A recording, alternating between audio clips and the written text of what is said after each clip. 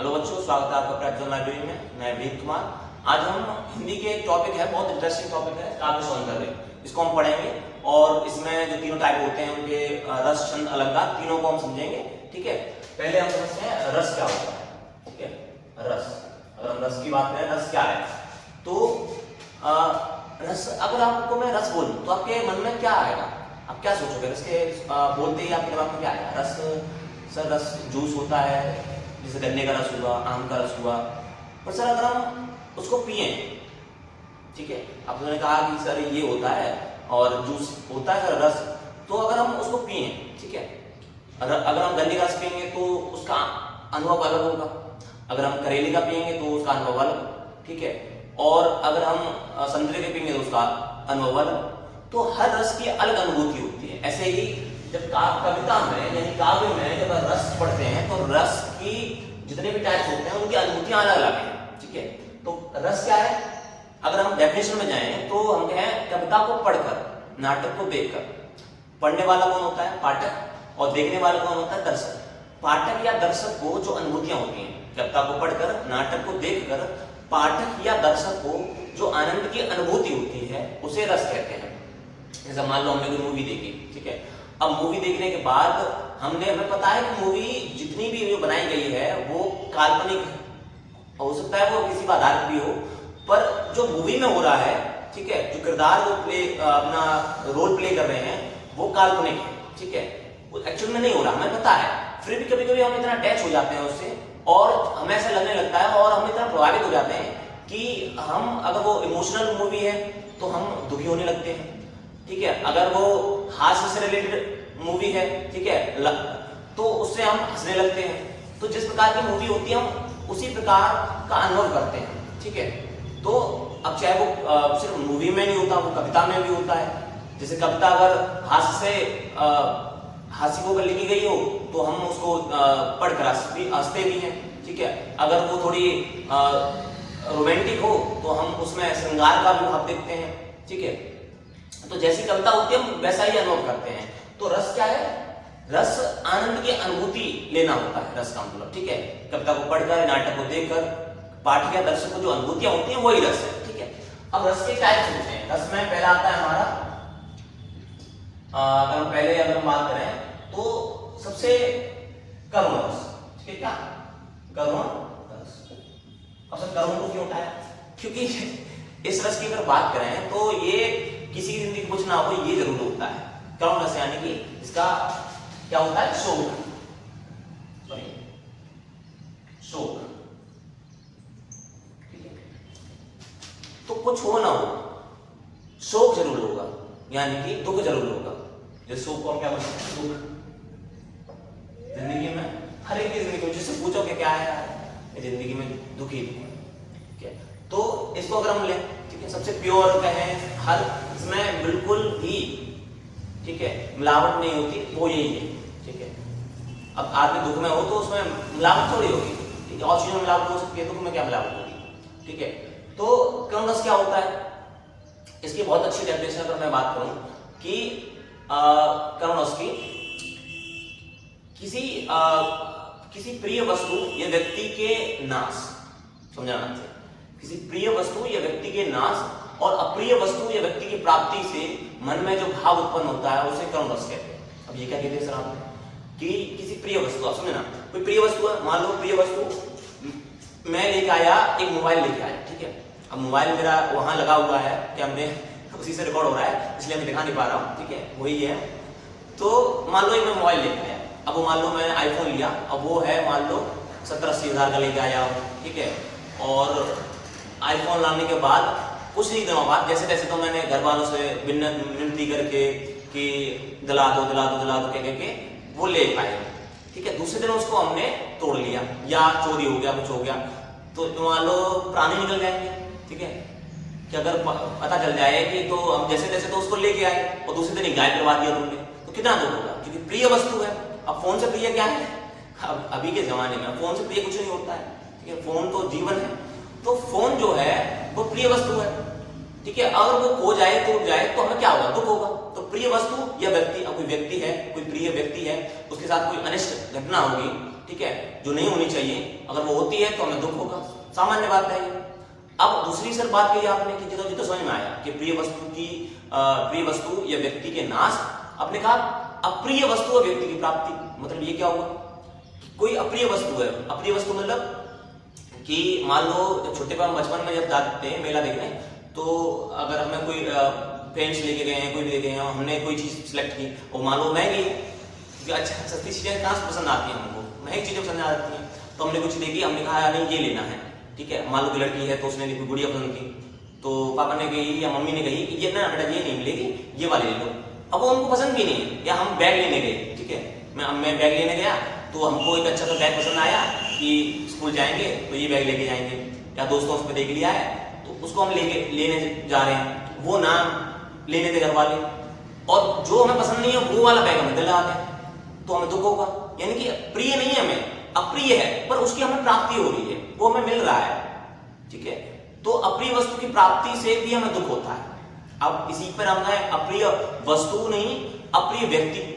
मान लो आप किसी को प्रेम करते हैं और शादी करना चाहते हैं, पर घर वाले मना कर रहे हैं, और जिसे हम पसंद नहीं करते उसे शादी करा दी जाए, तो यहाँ भी समस्या है कि आपको जिसे प्रेम नहीं है वो उससे शादी की जा रही है। तो अप्रिय व्यक्ति जिसे आपको प्रिय नहीं है उसकी प्राप्ति हो रही है, तो उससे भी दुख होगा। तो हमने क्या कहा, प्रिय वस्तु या व्यक्ति के नाश और अप्रिय वस्तु या व्यक्ति की प्राप्ति से मन में जो शोक का भाव उत्पन्न होता है, जो दुख उत्पन्न होता है, उसे कर्मदोष कहते हैं। अगर हम इसका उदाहरण देखें तो उदाहरण में हम बात करेंगे, जैसे कि दुखी जीवन की कथा रही, क्या कहूं जो ना कही। मान लो कोई लड़का आया, उसने पूछा सर कि मतलब कैसी जिंदगी चल रही है, क्या है, दोस्त आके पूछ रहे हैं, तो हमने कहा यार दुखी जीवन की कथा रही, क्या कहूं जो ना कही। क्या ऐसा क्या बता दूं जो आज तक ना बताया हो? जिंदगी में दुखी दुख है, कुछ मायूस लोग ऐसे होते हैं, उनमें से एक हम भी हैं, ठीक है। तो करुणा से होता है, ठीक है, करुणा समझ गए हम, ठीक है। दूसरा अगर बात करें श्रृंगार रस, ठीक है, श्रृंगार रस क्या होता है? श्रृंगार में दो होते हैं, संयोग और वियोग। संयोग श्रृंगार और वियोग श्रृंगार, ठीक है, संयोग श्रृंगार और वियोग श्रृंगार, ठीक है। और वियोग श्रृंगार कहीं ना कहीं इससे अटैच होता है, सॉरी इससे अटैच होता है, इसमें भी दुख है, इसमें भी दुख है, पर दोनों में अंतर है, ठीक है। चलो पहले इसी को समझते हैं, वियोग श्रृंगार को, ठीक है, श्रृंगार समझ लेते हैं, उसके बाद श्रृंगार में क्या है, जब दो प्रेमियों के मिलने की बात हो या बिछड़ने की बात हो, जब दो प्रेमियों की बात हो, ठीक है, दो प्रेमियों की बात हो, वहां श्रृंगार रस होता है, ठीक है। जैसे अगर वही अगर बिछड़ने की बात हो रही है, ठीक है, दो प्रेमियों के बिछड़ने की बात हो रही है तो वियोग श्रृंगार, और मिलने की बात हो रही है तो संयोग श्रृंगार। जैसे एग्जांपल है वियोग में हे खग हे मृग हे मधुपर्षिणी तुम देखी सीता मृग नयनी। अब यहाँ क्या है, यहाँ राम जी वन में घूम रहे हैं, ठीक है, क्योंकि रावण ने सीता जी का हरण कर लिया है, वो ले गया है। अब इतने ज्ञानी पुरुष राम जी अब पेड़ पौधों से, जानवरों से, सबसे पूछ रहे हैं कि हे खग हे मृग हे मधुपर्षिणी तुम देखी सीता मृग नयनी, कि हे खग हे खरगोश हे मृग हे हिरण, की मृग जैसी आंखों वाली सीता जी को तुमने देखा है, हिरण जैसी आंखों वाली सीता जी को तुमने देखा है। कि इतने ज्ञानी पुरुष वो बावले हो गए हैं, अब वो उनको सुध ही नहीं रही है कि क्या करूं मैं, कहां ढूंढूं उनको, ठीक है। तो दुख में इतने ज्यादा डूब गए हैं, पर दुख किसका है? किसी चीज का दुख नहीं है, यहाँ दुख है प्रेमी का, ठीक है। प्रेम के दुख को अगर हम अटैच करें, दुख सामान्य बस में आ जाएगा, पर जब हम प्रेम के दुख की बात करें, श्रृंगार के दुख की बात करें, तो श्रृंगार रस होता है, ठीक है। अगर अब वही अगर संयोग, अब दो प्रेमी अब बिछड़ तो दिए, हमने मिला भी सकते हैं, तो मिलाने की, जब मिलने की बात हो, वह संयोग श्रृंगार होता है। संयोग में क्या है कि एक उदाहरण देता है कि लता उर्त सकें लखाए, श्याम गोर किशोर सुहाए, देख रूप लोचन रचाए, हर्ष से जनेऊ ना पहचाने, इस कुछ है, ठीक है। तो उसमें कृष्ण जी लता के ओट में खड़े हुए हैं, गोपियां उनको देखकर निहारती हैं, कितने सुंदर, इनका कितना सौंदर्य है, ठीक है, कैसी सुंदरता है इनके पास। तो जो गोपियां हैं वो देख के लाहित नहीं करेंगे हम, मोहित हो रही हैं, ठीक है। तो वहां क्या है, वहां श्रृंगार रस है, वहां मिलने का श्रृंगार रस है, ठीक है। हम कहेंगे सर वो तो प्रेमी नहीं है, पर वहां उसमें राधिका जी भी हैं, तो वो बहुत ज्यादा मोहित हो रहे हैं, तो वो भी एक तरह से क्या है, वो श्रृंगार रस है, ठीक है, श्रृंगार रस का उदाहरण है। अगर हम आगे तीसरा आता है हमारा, तीसरा लेते हैं हास्य रस, लेते हैं हास्य, ठीक है। हास्य में क्या है, अगर हम हास्य की बात कर रहे हैं तो हास्य की बहुत अच्छी डेफिनेशन हम कहें तो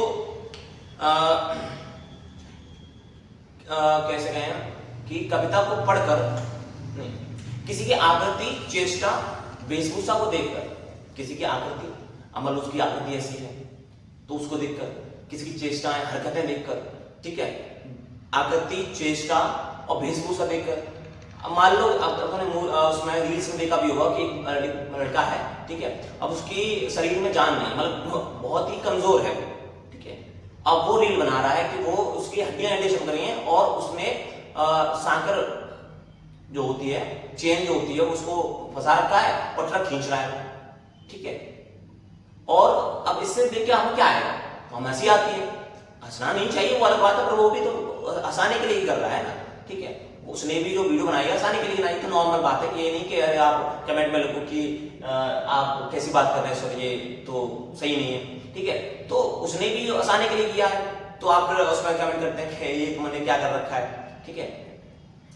तो हम उसको क्या देख के हंस रहे हैं, हम उसकी आकृति देख के हंस रहे हैं, तो उसकी आकृति ऐसी है, ठीक है। कुछ की आकृति ठीक ठाक है, लड़का देखने में ठीक है, पर उसकी चेष्टाएं, उसकी हरकतें ऐसी, एक्टिविटीज रहती हैं, ठीक है।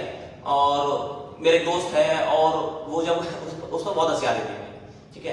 वो क्या करता है कि सब ठीक है, उसमें पढ़ने वढ़ने में ठीक है, बढ़िया है, और जब उसको कोई चीज गलत हो जाए तो वो यूं कर लेता कि नीलेश, उसका नाम नीलेश है, वो कहता है नीलेश तो उसको ये नहीं आया, तो ये नहीं आया तुझको, अब ये क्लास में कर रहा है वो, ठीक है। अब कोई गलती हो गई उस पर और क्लास में ऐसे नहीं किया, धीमी आवाज में, बहुत तेज आवाज में, ठीक है, और अब बच्चे देख कर तो हंस रहे हैं, तो उसकी हरकतें ऐसी हैं कि हंसी आने लगती है, ठीक है। तो अब उसकी हमने उसकी हरकतें देख ली, आकृति देख ली, अब वेशभूषा आते हैं। अब मालूम आदमी ठीक है, देखने में ठीक है, सब बढ़िया है, हरकतें भी ठीक ठाक है, पर उसने वेशभूषा से ना रखी है, ठीक है। कपड़े ऐसे पहन रखे, लाल पैंट है, हरी शर्ट है, ठीक है, ठीक है, और बढ़िया से बाल ना रखे, लंबे लंबे एकदम, ठीक है, कांटेदार, तो उसको भी दिक्कत हंसी आती है। तो ये क्या है, अब किसी की आकृतिक चेष्टा और वेशभूषा देखकर हमें हंसी का भाव आए, ठीक है, हास्य आए हमें, तो क्या है, हास्य रस होता है, ठीक है। अगला हमारा फोर्थ में इसके तत्व भी होते हैं, अगर इसकी हम बात करें तो इसमें आलम्बन, उद्दीपन, विभाव, अनुभाव, संचारी भाव, इसको भी बड़ी तरह समझा सकेंगे। आप कमेंट कीजिए कि इनको भी समझना है, तो जब आप कमेंट करेंगे तो हम इसको भी बहुत बड़ी तरह समझाएंगे, और अगर आप चाहते हैं कि हम डेफिनेशन लिख के समझाएं तो वो भी हम समझाएंगे। आप कमेंट कीजिए, फिर हमें पता चलेगा आप क्या चाहते हैं, ठीक है, उस हिसाब से। तो फोर्थ अगर हम बात करें वीर रस, वीर रस, वीर रस में अगर बात करें, वीर रस क्या है, किसी कार्य को करने के लिए उत्साह पैदा हो जाए, ठीक है, किसी कार्य को करने के लिए उत्साह पैदा हो, ठीक है। कोई कविता पढ़ी आपने, ठीक है, कोई कुछ भी देखा, और मान लो तो बच्चे क्या करते हैं कि मूवी देख के आए, कोई अच्छी सी मूवी देखी, उसमें दो टीम बन गई, एक है मतलब पुलिस है और एक है जो गैंगस्टर टाइप में है, तो अब बच्चे उससे देख के अब बाहर आके वो भी चोर पुलिस खेलने लगे, ठीक है, गैंगस्टर बन गया तो एक पुलिस बन गया, आप वो बंदूक चला रहे हैं, ठीक है, वो चाहे वो लकड़ी से बना के चला रहे हो, तो उन पर वो प्रभाव आ गया, क्या आ गया, क्या आपने बाहुबली मूवी देख के आए और बाहर निकल के आप खुद बाहुबली बन गए, ठीक है, केजीएफ देख के आए, अब खुद निकल के आप रॉकी भाई बन गए, तो ये क्या है, उस मूवी का आपके ऊपर प्रभाव हो रहा है, ठीक है। तो ये क्या है, ये थोड़ा उत्साह पैदा करने वाली चीजों में आता है वीर रस में, जिसमें हम उत्साह आ जाए हमें किसी काम को करने के लिए उत्साह, तो वीर रस होता है, ठीक है। जैसे अगर हम उदाहरण लें इसका, तो बहुत सिंपल उदाहरण बहुत यूज होता है कि बुंदेलो हर बोलो कि मुख हमने सुनी कहानी की, वो फूलड़ी मर्दानी, वो तो झांसी वाली रानी थी, झांसी वाली रानी के लिए उनके लिए ये पंक्ति कही जाती है, और इसमें वीर रस का उदाहरण मिलता है। एक और है